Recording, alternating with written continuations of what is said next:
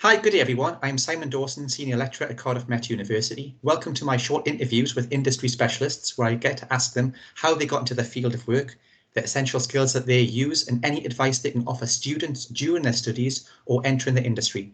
Today I'm joined by Helen Taylor. Helen is the Technical Director for the Zero2Five Food Industry Centre. Helen, welcome and thank you for talking to me today.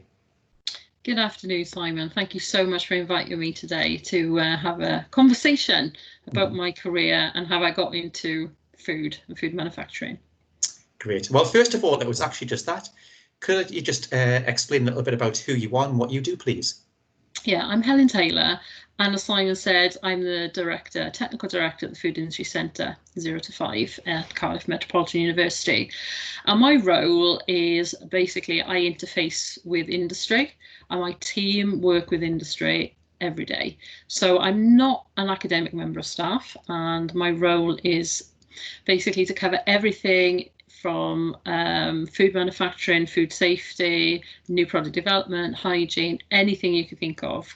And the way that we work is we link with companies with a technical need or a development need, and we support them and help to fill the gaps and give them the knowledge and the technical skills that they need to produce safe, legally compliant food. What else was there, Simon? Well, the next thing was just how did you become a technical director in the first place? Okay, yeah. Well, I graduated as a biologist, and I did food micro as part of my degree, and I spent a year in laboratories, and I definitely knew I did a placement, which I think is so important to get some practical experience. But I knew after I did the year in the lab, I didn't want to work in a lab. So I then got my degree and I decided, okay, I need to look at different sectors for work. So I had a biology degree, so I looked at pharmaceutical and I looked at food. And I was very fortunate to be offered a graduate trainee role with a company called Cargill. Cargill are an American company, and they were offering me a 2-year graduate program. And that graduate program was amazing because it enabled me to move around different factories, different facilities, and do completely different roles. So I think my first 2 weeks working for Cargill, I spent 2 weeks on shift on turkey evisceration line, hand eviscerating turkeys. So that was my first 2 weeks in a proper job. I then moved into quality control. I spent some time actually deboning and cutting online. I spent time in dispatch and logistics, planning and scheduling, procurement and sales. And then eventually moved, I did human resources as well. So I worked in human resources. So basically going through that 2-year sort of graduate program, they also supplemented a lot of the work with lots of management training. So lots of quality training, lots of sort of interpersonal skill training, etc., which was invaluable, really.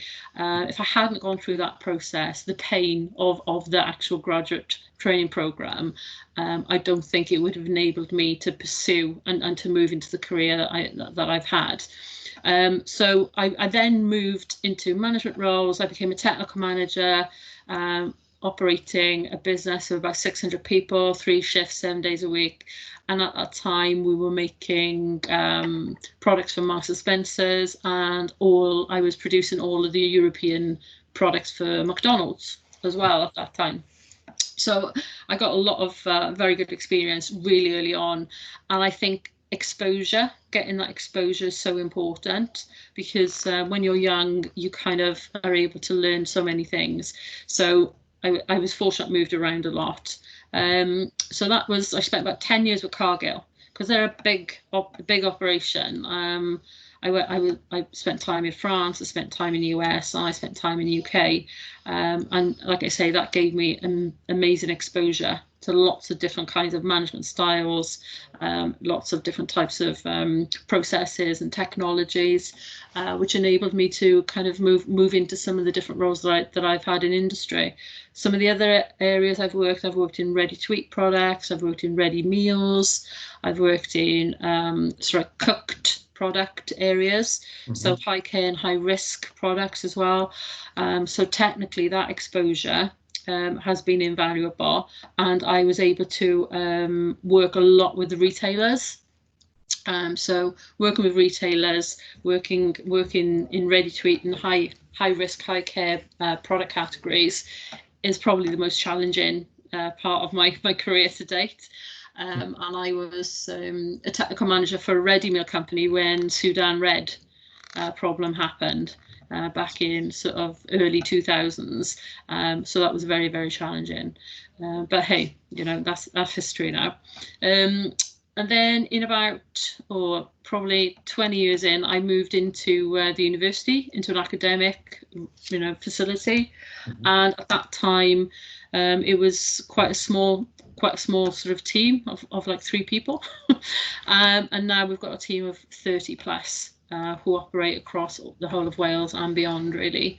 And I've worked with lots of different businesses across lots of different categories and lots of different sizes of business. And I think one of the things that I enjoy about my job is the variety. Yeah.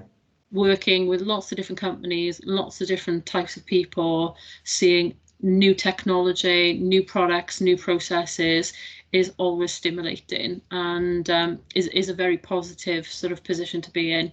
And the best thing is it allows me to give my knowledge to other people. One of the things that we talk about a lot at the centre is knowledge transfer, and my role particularly, I feel, is so important when it comes to ensuring and enabling others to get the knowledge that they need. So when they're in their job, they can do the best job they possibly can. And that's what I enjoy about my job the most. So no 2 days are the same really in your job then? No 2 days are the same.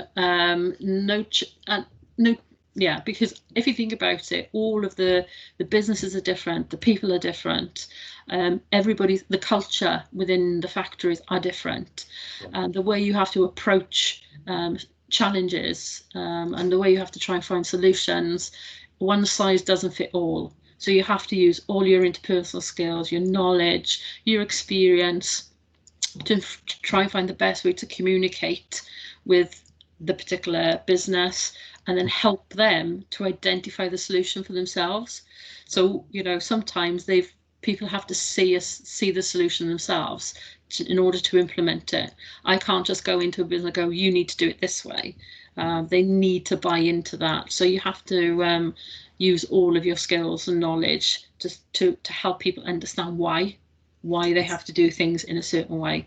And sometimes that can be very challenging and frustrating and quite difficult. But a lot of the times it's very rewarding, because those things which are most challenging and most difficult, once you've got a solution for it, it makes a massive difference to the business and the people working in that particular area. So that's all good. Sure, I can imagine. So what would you say are the key interpersonal skills that you use on a regular basis? Obviously, communication. I think you have to be very good at listening, even though I'm talking a lot. I think it's very important to understand what a particular business's challenges are, what people struggle with, what they're comfortable with.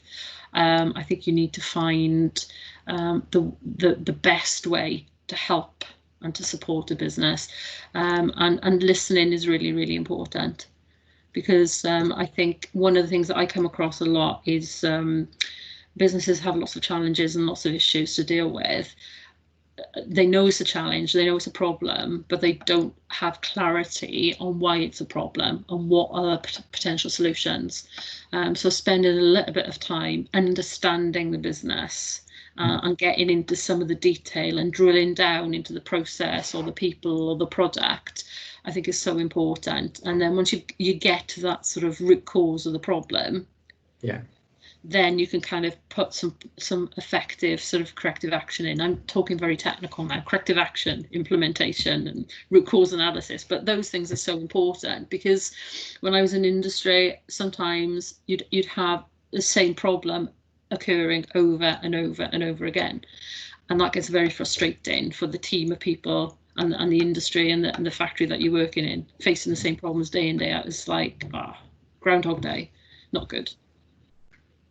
I see. So Helen, I've kind of got two questions in one now. So the first part of that would be, are you a member of any professional bodies, and has this helped you with your career development? Okay, yeah, I am a fellow of the Institute of Food Science and Technology, and I've been a member of the Institute for many years. And the Institute of Food Science and Technology is a professional body for food science and food technology professionals in the UK. And the aim, I suppose, of the IFST is to support people in my profession as young scientists and as students. So you can get student membership for the IFST, and you can remain a member of the IFST right through your career, which I have. And I think as a professional body, they are able to give, I don't know, the members resources, support, exposure and access to senior professionals in the field. So if you're a student or if you're a young scientist, they want to engage with the young people. So we, the whole sector can develop in the right way. So moving and becoming more digital, or in whatever way is possible. They create opportunities for young people and members to join up together. So there are numbers of branches, there are a number of seminars and workshops that they sort of like host, and all of that leads to continuous professional development. As part of the IFST, I'm a registered professional auditor and mentor. Right. And in order to be a registered auditor and mentor, I have to provide evidence, which goes through an assessment panel annually, of my kind of competence. So how much auditing I do and how much CPD I've done. And that goes through an independent assessment. I have to do it every year. And I've also been awarded as a chartered scientist through the IFST. And similarly, that is a continuous sort of program of development. So even though I graduated many years ago, I think it's very important to ensure that you are relevant and you keep on top of knowledge, information. And that's one of the things, being part of the IFST, that's one of the mechanisms that I use to keep myself sort of relevant. I'm also a member of the International Association of Food Protection, and I'm currently the scientific chair of the committee for the European Conference, which is a brilliant conference that is held every year, unfortunately not this year. And it brings together the scientific community, professional community across all of Europe, Asia and America to one place once a year. And it talks about sort of food safety and protection challenges in our sector. And it could be global issues. So microbiology, we could talk about produce, talk about allergens, we could talk about legislation, Internet of Things, Internet of Food Things, lots of different subjects. So I think what I'm getting at is it's important to find a body of people, of professionals that that you can trust, and the information is accurate and reliable and has rigor, and use and start to build that network and communicate with people, so it helps as you go through your career. And now I'm very fortunate, I've had quite a long career, so I'm kind of trying to work with young people or pay back and support young people at the start of their career, because one of the areas I'm responsible for is placing graduates into industry, which I find very, I find it very satisfying, and placing a graduate in a business to do a particular job and supporting them through that job is brilliant. Also as well, I like to find help students to find placements and work with companies to encourage people to have placements. And again, it's giving people a real exposure of what it's like to work in certain parts of the industry, whether it's new product development, whether it's in the process, whether it's doing a supplier audit in Spain or a supplier audit in Australia, whatever it is. It's good to get as much exposure as you possibly can, as young as you can, and that will help to give you a really strong foundation for the rest of your career. Obviously, I do packaging as well, so I'm a member of the Institute of Packaging. So I'm a member of quite a few different places, but those are probably the three core things that I would say. Obviously, you've got RSPH that I do work with, and CIH as well. But yeah, that answered it. Yeah, you have. Yeah, God, I didn't realise you were a member of that many bodies. Fantastic. So, I mean, over the course of a number of years, you probably looked through lots of CVs and cover letters. What do you think, when you're looking at those, that stands out, that makes you consider the applicant for an interview? When one golden rule, it's one side of A4, concise, very straight and to the point. I think as a graduate, a new graduate going into the sector, I am looking, everybody has a degree. I'm looking, that's what everybody comes out with, is a degree. So I'm looking for the extracurricular sort of activities. That's what sets a person apart. So by that I mean, have they been a student member of the IFST? Have they been a student ambassador? Have they completed placements with industry or with other bodies? What things can they evidence to show their interest in different parts of the food sector? How much exposure have they had? Have they worked in retail? Have they worked in hospitality? Have they worked in manufacturing? Have they worked as a team member? Can they give examples of what they've learnt or what their outcomes have been from a particular project, or how they've worked together in a group, perhaps as an undergraduate? For example, you know, I know that our Cardiff Met will always put sort of submissions into ecotrophilia. Yeah. Again, it's Camden IFST sort of competition. There's the Young Scientist competition.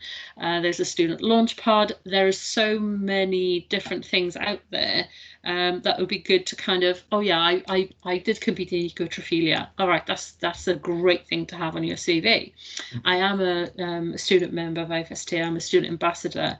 I've done some work on talking to school children about what I do and why I've chosen to be a food science and technology student, for example. So all of those things I am looking for on the CV, and that sets candidates apart for me. Things as well as if a candidate has lived away from home, I think that's really important as well. Showing their independence. If people have moved around the country or moved from another country, it shows how resilient perhaps potentially a person is, and how well they can cope with change. So I'm looking for all of those little softer areas, really, because like I say, if you're a graduate, you're a graduate. You know, everybody's got a degree when they leave and they're applying for jobs. So it's identifying those key things that make you different, or the person different. That's what will get them a job. And I interview lots of graduates for the knowledge transfer programme, and it's about, because as well, it's considering the role that person's going to have and the team of people around them. So if you're applying for a job, it doesn't always necessarily mean, oh, my CV wasn't good enough. It's about how you will fit as a person within an existing team of people. So a recruitment person, if I'm recruiting somebody, I know the characters within my team already, and I need to identify the best fit person that's going to go into that team.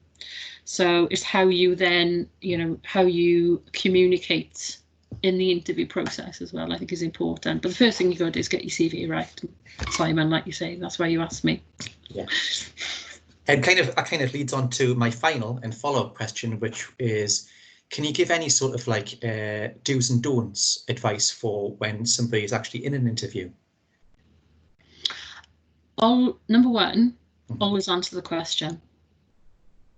Number 2, do not go off on a tangent and talk for 20 minutes about something which isn't relevant. Always try and keep to the brief, keep to the question. I think it is better to go back to the interviewer to gain clarification than try to just stumble through an answer. And if you don't understand the question, ask for clarification is always the best approach.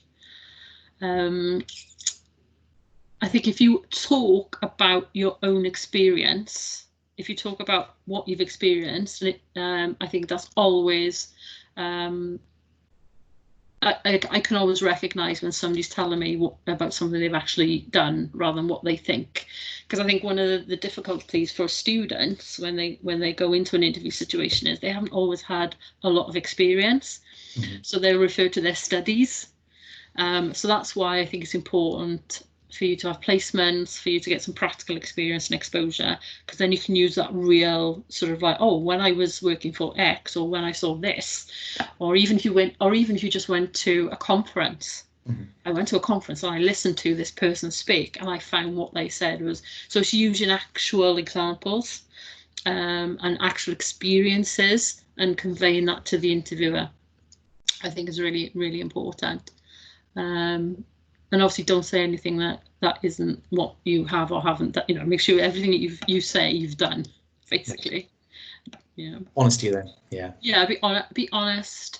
Be straight, and use real life examples as much as possible. Great. Well, Helen, it's been great talking to you today. I think you've offered some really useful advice. So thank you. Take care, and I hope to talk to you again soon. Simon, it's been a pleasure. Always. Bye. Fantastic. Thank you.